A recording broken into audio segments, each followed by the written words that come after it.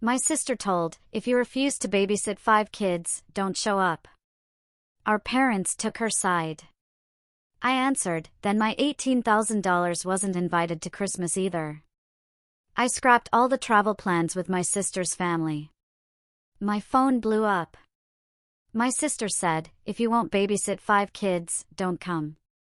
Our parents sided with her. I replied, then my $18,000 wasn't invited to Christmas either.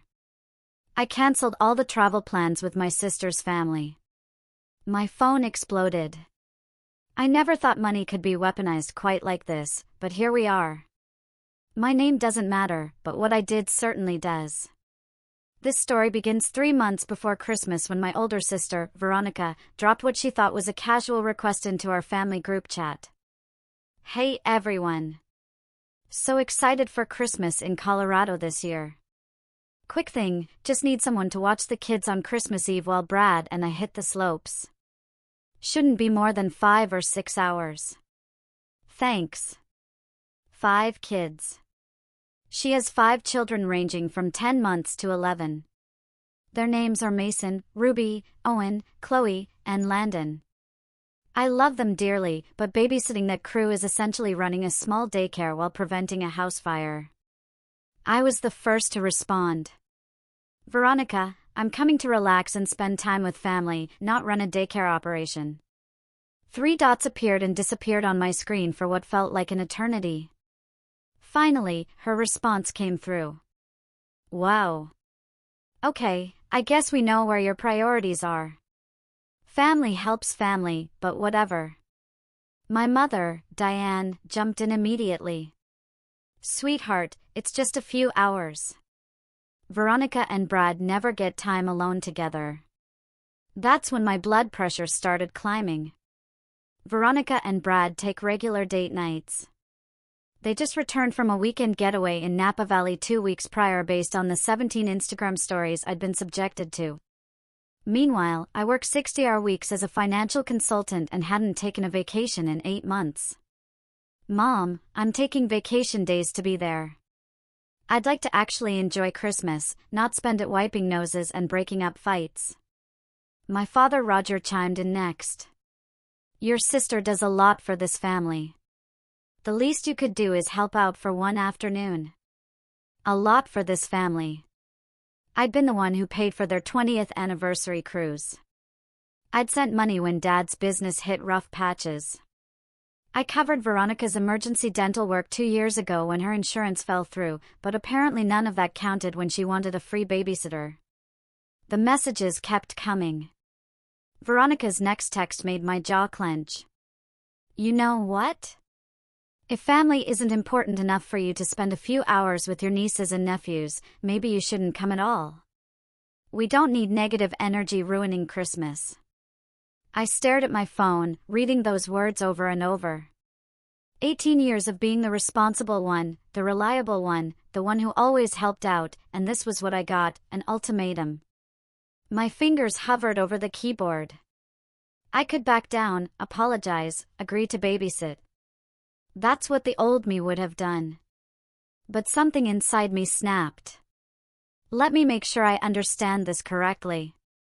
You're uninviting me from Christmas because I won't provide free childcare. Veronica's response was immediate. If you're going to be selfish, then yes, this is supposed to be about family. My mother added her 2 cents. Honey, just say you'll do it. Why are you making this difficult? Why was I making this difficult? The audacity was breathtaking. I opened my laptop and started pulling up receipts. Not metaphorical ones, actual financial receipts. I'd been planning this Colorado Christmas for 6 months. Veronica had chosen an upscale ski resort in Aspen called Snorridge Resort. One that cost a fortune during peak season. She'd sent the booking link to the group chat with a breezy "let's make this Christmas unforgettable." What she hadn't mentioned was that she expected everyone else to foot the bill for her family's accommodations. I'd already paid for her cabin rental, Brad's lift tickets, ski lessons for the 3 oldest kids, and a portion of their flight costs. The total sat at $18,247.89. I done it gladly, thinking this would be a beautiful family Christmas. My bonus had come through in October, and I wanted to give everyone a special holiday after the tough year we'd all had. Dad's business had struggled. Mom had dealt with health scares, and Veronica had complained endlessly about money being tight with 5 kids. Now she was holding Christmas hostage unless I agreed to be her unpaid nanny. My phone buzzed again. Veronica had sent a message to the group chat. Since some people can't be bothered to help family, maybe we need to reconsider who's really committed to making this Christmas happen. That did it. I opened my credit card account and navigated to the resort's cancellation policy. 72 hours for a full refund on the cabin. I was within the window. My fingers moved across the keyboard with purpose. First, I canceled the 3-bedroom cabin I'd rented for Veronica's family at Snorridge Resort. Confirmation email arrived within minutes. Then, I canceled the ski lesson package for Mason, Ruby, and Owen. Another confirmation. Brad's lift ticket package canceled. The partial flight reimbursement I'd promised. I drafted an email explaining that due to unforeseen circumstances, I wouldn't be able to provide those funds. Each cancellation felt like removing weights from my shoulders. Then I composed my response to the family group chat. My hands were steady as I typed. Veronica, you've made your position clear. If I'm not welcome at Christmas unless I provide free labor, then I have to respect that boundary. However, I should inform everyone that I've canceled the following arrangements that I previously paid for. The 3-bedroom cabin at Snorridge Resort in Aspen for your family, $8,900. Ski lessons for the kids, $1,850. Brad's lift ticket package, $425. And I will not be providing the $7,728 I promised toward your travel expenses. I've also canceled my own accommodations and flights. My $18,000 apparently wasn't invited to Christmas either. I hope you all have a wonderful holiday. I hit send before I could second-guess myself. My phone exploded. Within 30 seconds, Veronica was calling. I declined. She called again. Declined. A text message appeared in all caps. What did you do? Mom was next. Please tell me you're joking. Call me right now. Dad, this is completely unacceptable behavior. Call your mother. Veronica created a new group chat without me and apparently tore into our parents because suddenly they were both blowing up my phone individually. I turned on Do Not Disturb and poured myself a very large glass of wine. The next morning, I had 43 missed calls and over 100 text messages. I scrolled through them while drinking my coffee. Veronica's messages devolved from angry to panicked. She called the resort and discovered everything had indeed been cancelled. The cabin I booked was already rented to someone else. The ski lessons were filled with a wait list.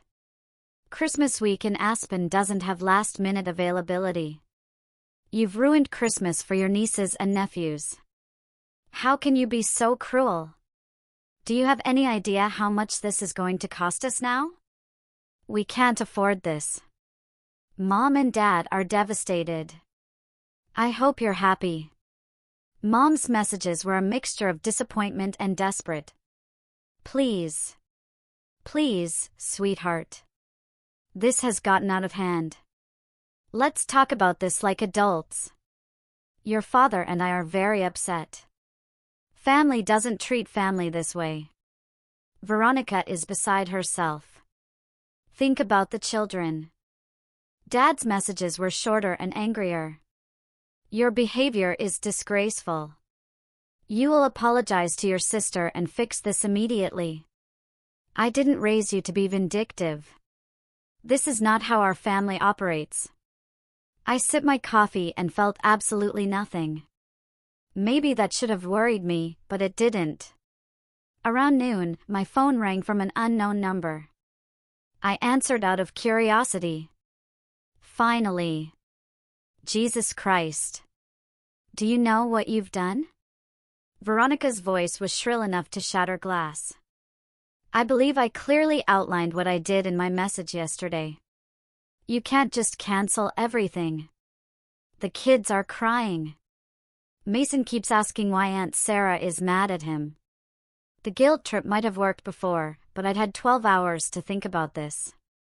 Veronica, I'm not mad at the kids. I'm disappointed that you issued an ultimatum. You told me not to come unless I agreed to babysit. I'm simply respecting your wishes. I didn't mean it like that. You're being ridiculous. Really? Because your exact words were, if family isn't important enough for you to spend a few hours with your nieces and nephews, maybe you shouldn't come at all. That seems pretty definitive. Oh my God, you're really going to throw that in my face. I was frustrated. So was I, Veronica. Frustrated that I'd already spent over $18,000 on this trip and was being treated like an unpaid employee rather than a family member coming to celebrate Christmas. Silence on the other end. Then you never said you were paying for all that. My laugh was bitter. Did you think the cabin fairy paid for your accommodations? The ski lesson elves? I just read and I assumed everyone was chipping in. Everyone was chipping in. I chipped in $18,000. What did you contribute? More silence, Veronica. I pay for almost everything for your family because I wanted to give you all a nice Christmas. But the moment I set a boundary about not wanting to babysit 5 kids for 6 hours, you uninvited me. So, I uninvited my money. Seems fair. But the kids will be fine. Take them to your in-laws' house like you do every other year. Or scale back and do something affordable. Most families don't vacation in Aspen for Christmas. You're being spiteful. I'm being consistent. You made Christmas conditional. So did I. She hung up on me. The messages continued throughout the day. My Aunt Patricia called, having apparently been brought into the drama by my mother. Sarah, your mother is worried sick. This isn't like you. Aunt Patricia, respectfully, you don't know the full story. I know that family forgives family. Whatever happened, I'm sure you can work it out. Can I ask you something? If someone gave you an expensive gift and then demanded you repay them with free labor, or else they take the gift back, would you think that was fair? Well, no, but that's essentially what happened here. I gave generously, then set one boundary and was told I wasn't welcome. I'm just following through on the terms Veronica set. Over the next 3 days, the family pressure intensified. Veronica posted a vague Facebook status about family members who use money to manipulate and control others and teaching her children that love isn't transactional. The irony was so thick I could spread it on toast. What made it worse was watching the comments roll in from people who had no idea what actually happened. Distant relatives and her mom friends were falling all over themselves to offer support. You're such a strong woman. Don't let toxic people dim your light. Your kids are learning such valuable lessons about integrity. I took screenshots of everything, not to use against her, but because I needed proof that I wasn't losing my mind. My best friend, Lauren, looked at them and just shook her head. She's really going with the victim angle, huh? Apparently, spending $18,000 on someone makes me manipulative, I said, pouring another glass of wine. It was becoming a nightly ritual. Have you thought about posting your side? Every single day, but that would just make things worse. Then it becomes a public family war, and honestly, I'm too tired for that. What nobody knew was that I'd started documenting everything months ago. Not intentionally at first, but I kept all the receipts, all the Venmo transactions, all the messages where Veronica had thanked me profusely for being such an amazing sister and saving Christmas. I had screenshots of her gushing about the cabin I booked, the ski lessons I'd arranged, how perfect everything was going to be. The cognitive dissonance between those messages and her current narrative was staggering. My phone buzzed with a message from my cousin Jennifer. Aunt Diane is telling everyone you had a breakdown and that's why you're acting this way. Just FYI. Perfect. Now I was having a mental health crisis because I refused to be taken advantage of. I typed back, let her think what she wants. The truth will come out eventually, but it bothered me more than I wanted to admit. I called my therapist, Dr. Morrison, and got an emergency session scheduled. "Sarah, you look exhausted," she said when I logged onto our video call. "I feel like I'm being gaslit by my entire family. They're acting like I did something insane by withdrawing financial support after being uninvited from Christmas. Walk me through what you're feeling right now." "Angry, hurt, guilty, even though I know I shouldn't be. I keep second-guessing myself. Maybe I should have just agreed to babysit. Maybe I overreacted. Maybe." Stop. Let's reframe this. Did Veronica give you an ultimatum? Yes. Did you clearly communicate that her ultimatum was unacceptable? Yes. Did she apologize or attempt to repair the situation before you canceled the arrangements? I paused. No, she doubled down. She called me selfish and said I was making things difficult. So, you set a consequence for behavior that crossed your boundaries. That's healthy, Sarah. That's what we've been working toward. Then why do I feel like the villain in everyone's story? Dr. Morrison leaned forward. Because your family has spent years conditioning you to believe that saying no makes you a bad person. You've been the fixer, the helper, the responsible one. And the moment you stopped playing that role, they panicked. It's not about the babysitting or even the money. It's about control. Her words hit like a physical blow. You think they're trying to control me? I think they're used to you being compliant. And when you weren't, they used the tools they had, guilt, shame, family pressure to try to force you back into that role. But you didn't break. You held your boundary. That's enormous growth. And it's terrifying to them. After the session, I felt somewhat better, but the family pressure didn't let up. My Aunt Patricia started a phone tree. Apparently, everyone in the extended family needed to weigh in on my moral failings. My phone rang at all hours with relatives I hadn't spoken to in years, suddenly very concerned about family unity. Uncle Keith was the only holdout. He called me directly. "Your mom's been working the phones like a campaign manager. Thought you should know." "What's she saying?" "That you're being stubborn and prideful? That Veronica's kids are suffering because of your selfishness, that Christmas is ruined and it's all your fault." He paused. "She's not mentioning the 18 grand bill. Interesting omission." "Of course not.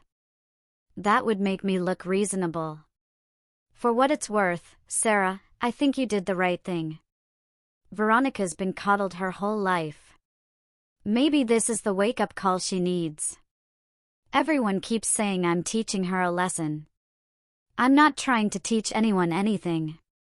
I just wanted to spend Christmas with my family without being voluntold into a child our duty. I know, kiddo, but sometimes the lessons we don't intend to teach are the most important ones." After Keith hung up, I made a decision. I opened my laptop and started writing everything down. Not for social media, but for myself. I needed to see it all laid out. Needed to process what had actually happened versus what my family was saying happened. The document grew to 15 pages. Every instance over the past 5 years where I'd provided financial help. Every time I'd rearranged my schedule for family obligations, every guilt trip when I'd said no to something, the pattern was undeniable. I'd given Veronica $3,200 for dental work. I'd pay for Mom and Dad's anniversary cruise, $6,500. I covered 3 months of Veronica's car payments when Brad was between jobs, $1,350. I bought all the kids' Christmas presents last year because Veronica said money was tight, $2,100. I paid for Dad's business insurance when his policy lapsed, for $1,800. The total came to just over $36,000 when including the current Christmas trip. Even without this year's fiasco, I'd given nearly $18,000 in the past 3 years alone. And that didn't include smaller things. Birthday gifts, dinners I'd paid for, gas money I'd slipped to Veronica, groceries I'd bought when visiting. I've been funding my family's lifestyle and didn't even realize the extent of it until I saw it all written down. The document sat on my laptop, damning in its thoroughness. I didn't know what to do with it.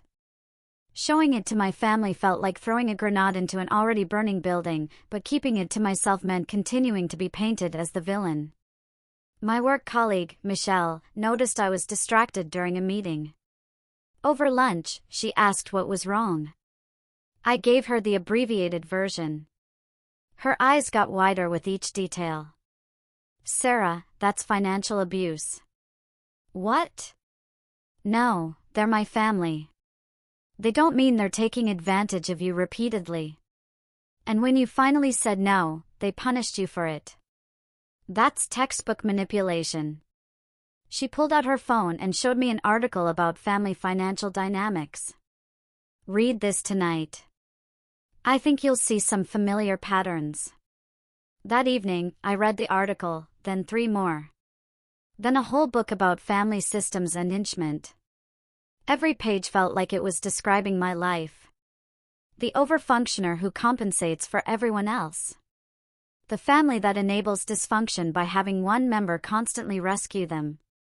The guilt and obligation that keeps the cycle running. I felt sick. Had I created this dynamic by always being available, by always saying yes, by never letting anyone face the natural consequences of their choices? Dr. Morrison had been trying to tell me this for months, but I hadn't really heard it until now. My phone rang. Mom again. I almost didn't answer, but something made me pick up. Sarah, honey, please. Veronica is beside herself. She's talking about not having Christmas at all. The kids are so confused and upset. Mom, has Veronica told you what she said to me? She said you had a disagreement about babysitting. She told me not to come to Christmas unless I agree to watch 5 kids for 6 hours. That's not a disagreement. That's an ultimatum. She was stressed. You know how hard it is with 5 children. I do know, which is why I didn't want to spend my vacation providing free childcare. I wanted to relax and spend time with family. Is that really so unreasonable? Silence. Ben, you could have just said yes. Why is saying yes to something I don't want to do more important than Veronica respecting my boundaries? Because that's what family does. We sacrifice for each other. I've been sacrificing for years, Mom. I've given tens of thousands of dollars to this family. I've rearranged my life countless times for family obligations. I'm allowed to say no sometimes. That doesn't make me a bad person. Nobody's calling you a bad person.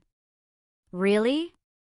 Because Aunt Patricia told me I was selfish and cruel. Dad said I was disgraceful. Veronica posted on Facebook that I'm manipulative. That sounds like calling me a bad person to me. Mom's voice got small. You spent $18,000. Finally. Yes. I paid for Veronica's cabin, the kids' ski lessons, Rats lift tickets, and I was going to help with their flights. I did it because I wanted to give everyone a special Christmas. I didn't know it was that much. Veronica didn't tell you. She said you'd helped with some costs. She didn't say that much. Well, now you know. And after spending that much, being told I wasn't welcome unless I provided free labor felt like a slap in the face. So, I canceled everything I paid for. I don't think that's unreasonable. Mom was quiet for a long time. I need to talk to your father. Okay, Sarah. I'm sorry we didn't ask more questions. We should have. It wasn't a full apology, but it was something. After we hung up, I felt marginally less insane. Several mutual friends reached out, having seen the post. Most of them sided with me once they heard the full story. My best friend, Lauren, said, "Holy hell, Sarah, you spent 18 grand on her Christmas vacation, and she demanded you babysit or stay home. Is she delusional?" But the family pressure continued. My grandmother called, which hurt more than I expected. "Sweet girl, I don't understand what's happened. Can't you and Veronica work this out? It's Christmas." "Grandma, I tried to work it out. I said I wanted to come and spend time with family, but I didn't want to babysit. Veronica said if I wouldn't babysit, I shouldn't come. I'm just respecting her wishes, but she didn't mean it. Then she should say that. She should apologize for issuing ultimatums instead of having her friends message me about how terrible I am." Grandma sighed. "You young people and your pride. In my day, we just forgave each other. In your day, did people demand free child care or else you couldn't attend Christmas?" She didn't have an answer for that. A week after the initial explosion, Mom called crying. "Your father and I don't know what to do. Christmas is ruined.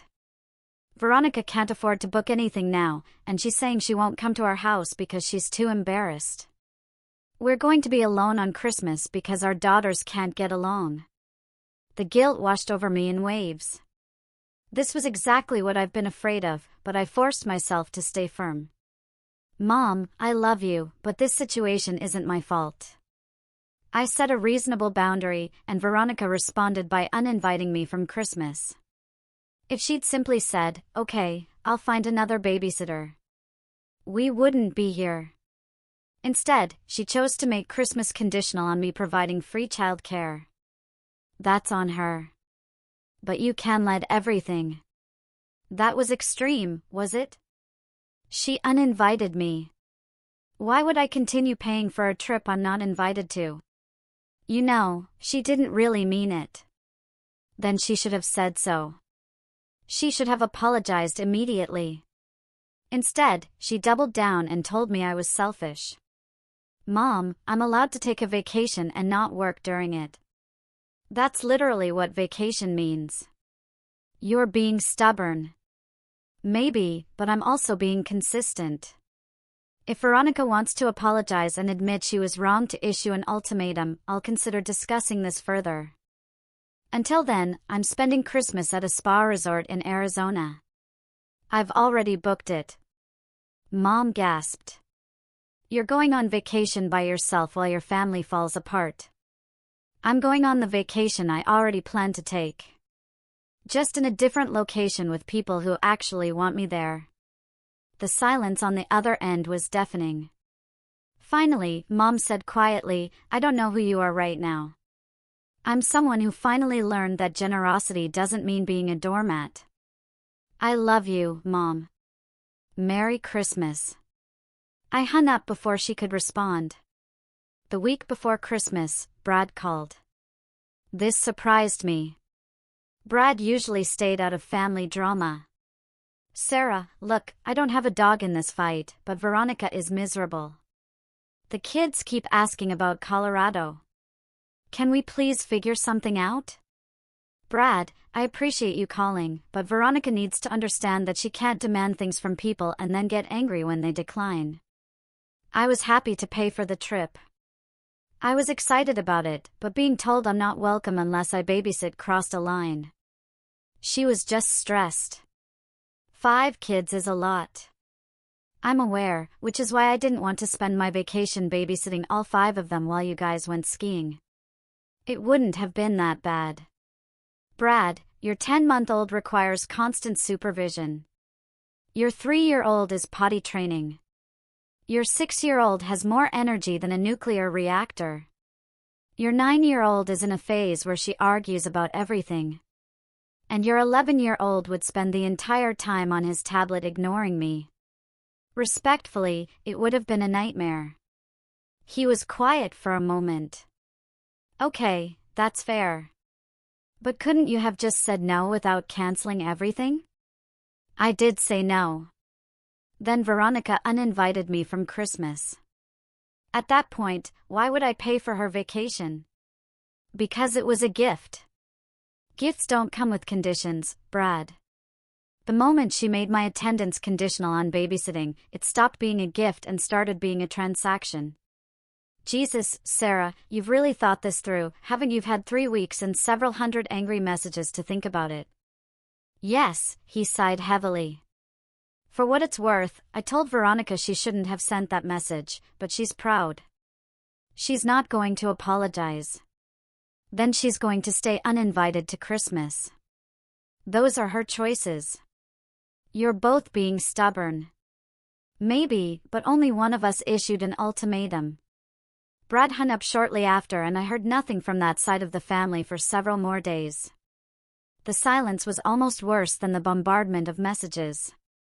I kept checking my phone, expecting another guilt trip or angry voicemail, but nothing came. It felt like being in the eye of a hurricane. I spent those quiet days doing something I hadn't done in years, actually thinking about what I wanted.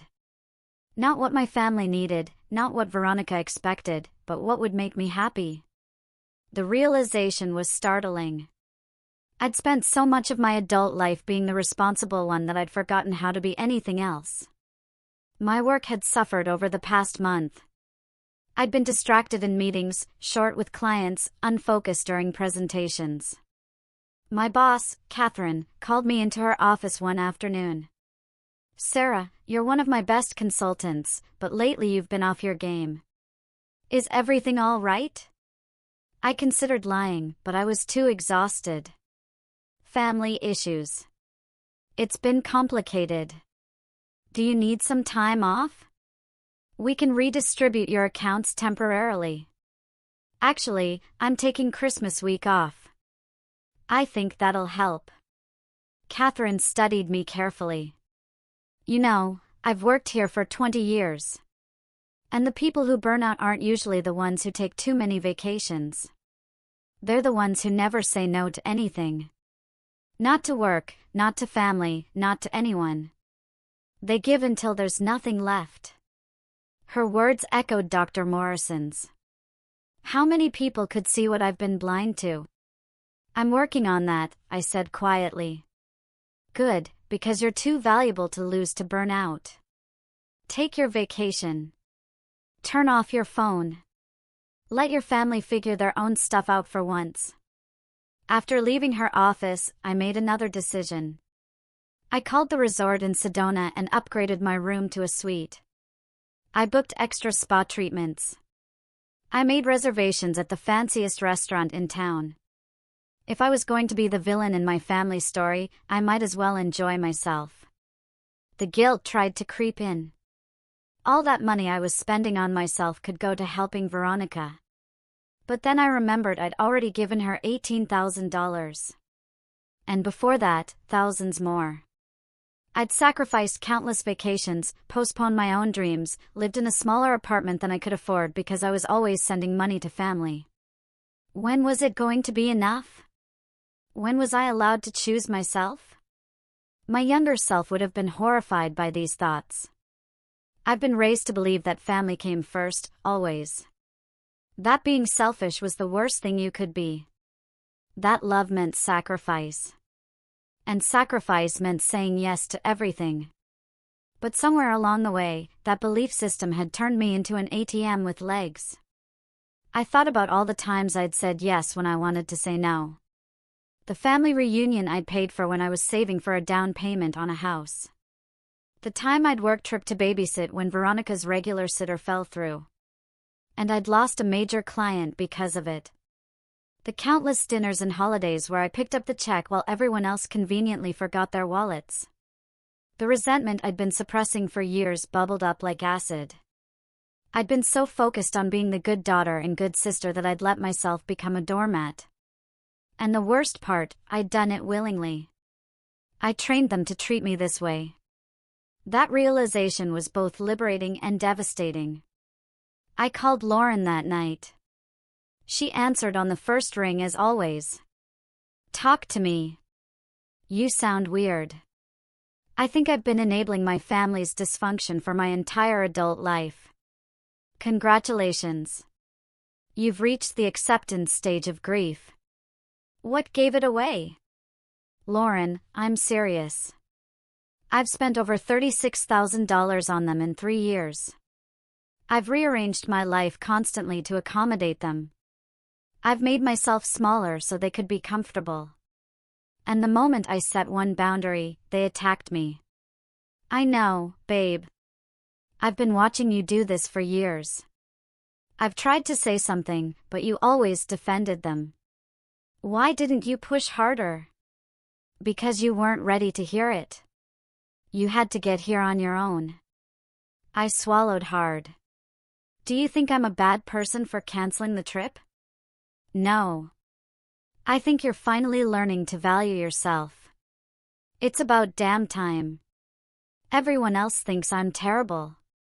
Everyone else has been benefiting from you being a pushover. Of course, they're mad. You changed the rules of the game. I don't want to be estranged from my family.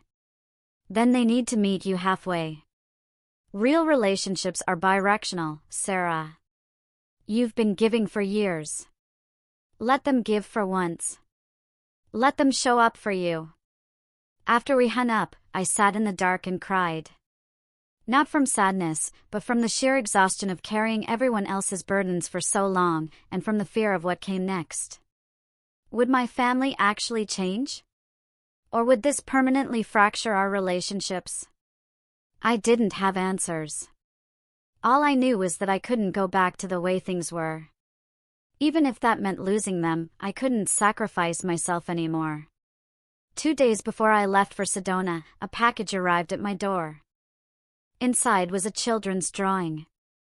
Mason, Veronica's oldest, had drawn a picture of our family at Christmas.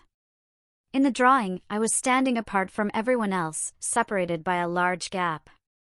Under the picture, in wobbly handwriting, Aunt Sarah, please come back. I miss you. I held that paper and sobbed. This was the cruelty of the situation. The kids were innocent. They didn't understand adult conflicts or financial manipulation or boundaries. They just knew their aunt wasn't going to be at Christmas, and they were sad. Part of me wanted to call Veronica immediately and fix everything. But I forced myself to think it through. If I caved now, what would I be teaching Mason? That adults should ignore their boundaries to make others happy. That saying yes out of guilt is love. No. If anything, I was modeling something important. That you can love people and still protect yourself. That relationships require mutual respect. I took a photo of the drawing and texted it to Dr. Morrison with the message. This is harder than I thought. She responded within minutes. Of course it is. Growth always is, but you're doing the right thing. Trust the process. I packed for Sedona with a heavy heart, but also with determination. This Christmas would be different, and maybe eventually my family would understand why. Christmas Eve found me at a luxury spa in Sedona, getting a hot stone massage while sipping cucumber water. My phone was on Do Not Disturb mode. I'd sent brief messages to my parents wishing them a Merry Christmas and reiterating that I love them, but I wasn't engaging with the drama anymore. The massage therapists worked a particularly tight knot out of my shoulder. And I realized I felt lighter than I had in years. No family obligations, no guilt trips, no last-minute requests to pick things up or loan money or provide favors, just peace. My therapist, Dr. Angela Morrison, would have been proud.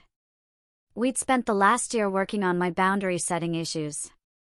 You teach people how to treat you, she'd said repeatedly. Every time you say yes when you want to say no, you reinforce that your needs don't matter. She'd been right.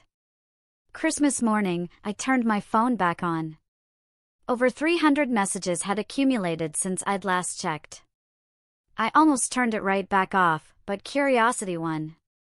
Most were variations of how could you do this to your family from various aunts, uncles, and cousins who'd been fed Veronica's version of events, but buried in there were a few surprises. My cousin Jennifer, I heard what happened. Good for you. Veronica has been entitled for years. Someone needed to call her out. My Uncle Keith, Your mom asked me to talk to you, but honestly, I think you're right. Don't let them guilt you into apologizing. And surprisingly, from Brad, Merry Christmas, Sarah, for what it's worth, I wish you were here. The kids miss you. Veronica does, too, even if she won't say it. That one made my throat tight. The rest of Christmas was peaceful. I hiked in the Red Rocks, ate an amazing dinner at the resort restaurant, and video called with Lauren, who was spending the holiday with her own dysfunctional family and living vicariously through my rebellion. You're my hero, she said, slightly drunk on wine.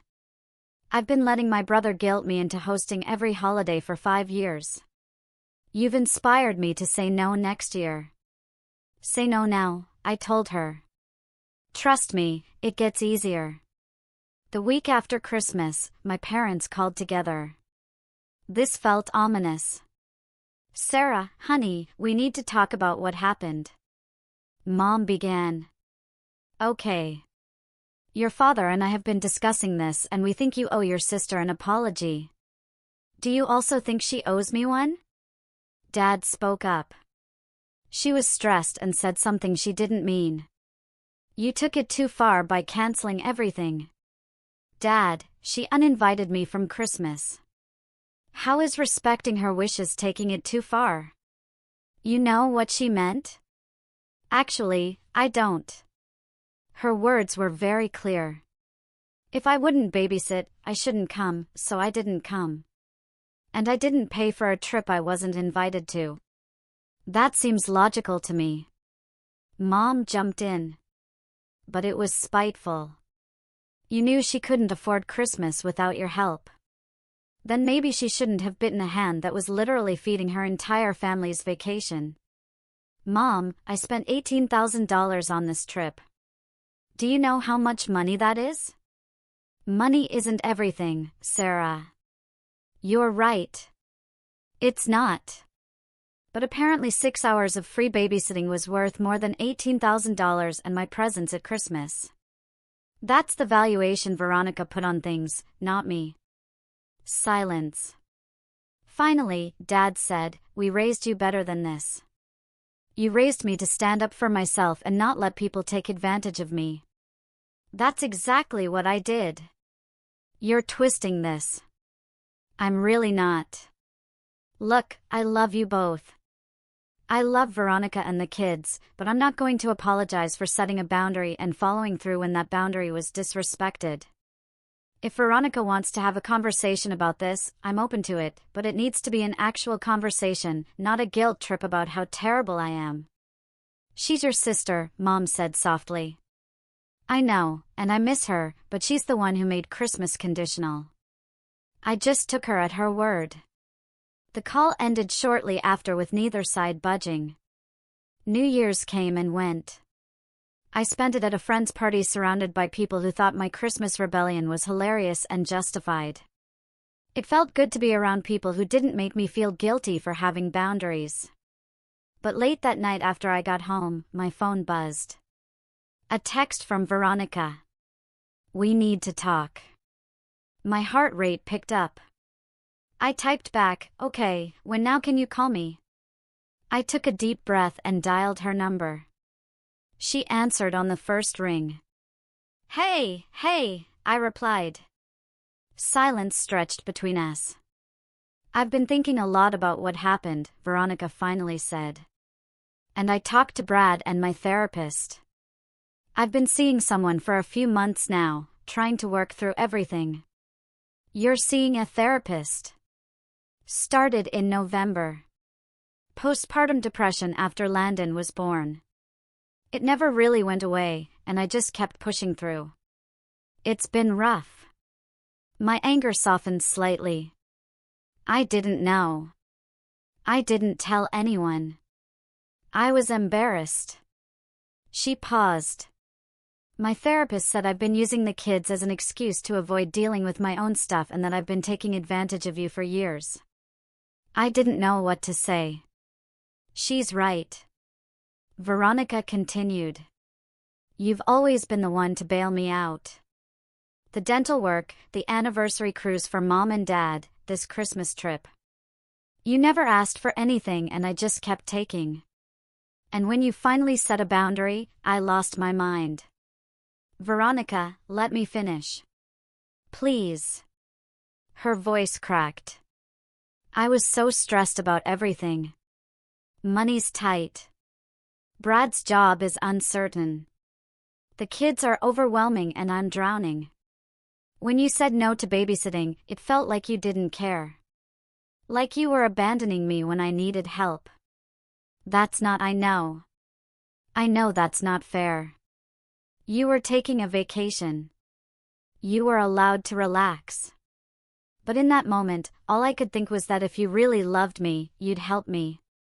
And that's not right. That's not how love works. Tears were streaming down my face now. Ronnie, I do love you. I've always loved you. I know. And I'm sorry. I'm so sorry for what I said. You should have been welcome at Christmas no matter what. I should have never made it conditional. I was wrong. Thank you for saying that. I mean it. I was awful to you. And I'm sorry for how Mom and Dad treated you, too. I told them everything. How much you spent, how you'd been helping us for years. All of it. Dad felt terrible. Mom cried for an hour. I didn't mean to cause. No, stop. You didn't cause this. I did. My actions, my words, my entitlement.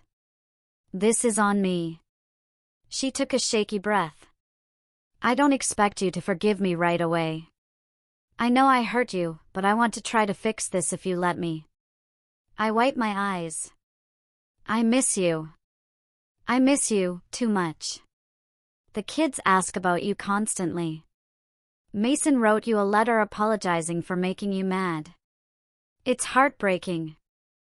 I was never mad at them. I know.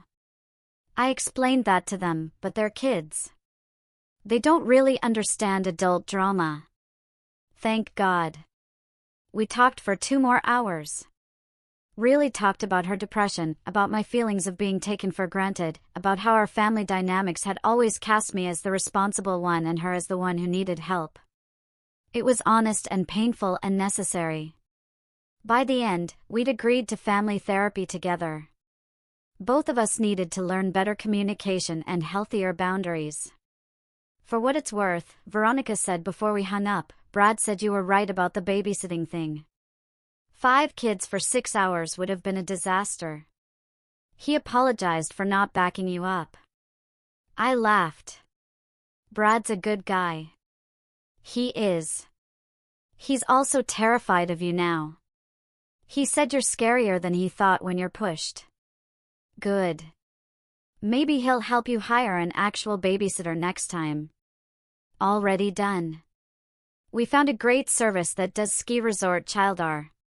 It's expensive, but apparently that's what people pay for childcare. Who knew? Everyone who's ever needed childcare, I said dryly. She laughed and it felt like the first genuine moment we'd had in months. We didn't fix everything in one conversation. There were still hurt feelings and rebuilding to do. Mom and Dad called a few days later with their own apologies, though Dad's was more grudging than Mom's. Extended family slowly stopped sending me passive-aggressive messages once they learned the full story. But the biggest change was in me. I'd learned that boundaries aren't cruel, they're necessary, and people who truly love you will respect them, even if it takes them a while to get there.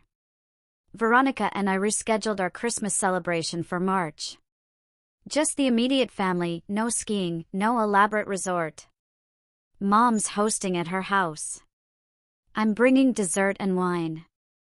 Veronica's bringing the kids and hopefully a new appreciation for the word no. And if anyone asks me to babysit, I'll smile politely and suggest they check out that expensive ski resort childcare service. I hear it's very good. My $18,000 meanwhile is sitting in my savings account earning interest and reminding me that generosity is beautiful, but it should never come with strings attached from either direction. Sometimes the best gift you can give someone is the truth.